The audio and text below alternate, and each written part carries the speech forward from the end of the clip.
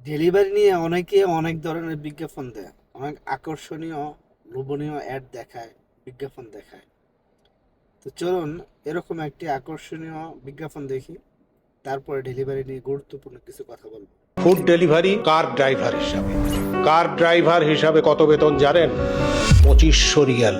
খাবার খরচ নিজের, তবে থাকা, ইকামা এবং ইন্স্যুরেন্সের সমস্ত খরচ বহন করবে কোম্পানি।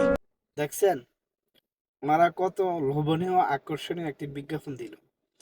আর দেশ থেকে যারা নতুন আসতে চায় তারা এই ধরনের বিজ্ঞাপন দেখে পাগল হয়ে সৌদি আরব আসে। আসলে বাস্তবতা সম্পূর্ণ ভিন্ন। কারণ আমরা কাজ করি, আমরা জানি। ওনারা শুধু বেতনের কথাটা বললো, কিন্তু এই বেতন পাওয়ার জন্য কি কি শর্ত সেটা তো ওনারা বললো না।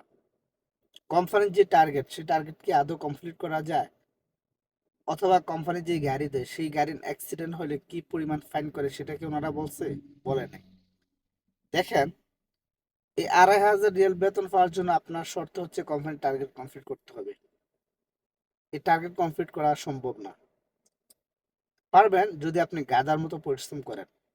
আর নানান রকমের হাজারো সমস্যা আছে, সেগুলো আর নাই বললাম।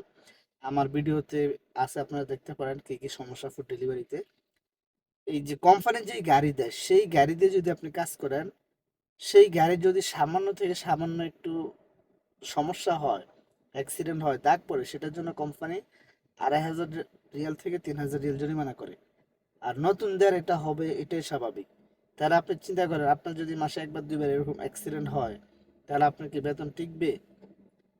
আরো হাজার রকমের সমস্যা আছে, সেগুলো আমি নাই বললাম। সুতরাং যারা এই কাজে আসতে চান, এই ধরনের আকর্ষণীয় লোভনীয় অ্যাড দেখে, বিজ্ঞাপন দেখে পাগল হয়ে চলে আসবেন না। ভালো করে চিন্তা ভাবনা করে আসবেন। পুরাতন যারা আছে তারা এখান থেকে কিভাবে বাইর হবে ওই চেষ্টায় আছে। আর নতুন যারা ঢুকতেছে তারা ঢুইকা মাইঙ্গা চিপা পইরা যেতেছে। সুতরাং নিজের জীবনকে শেষ করবেন না।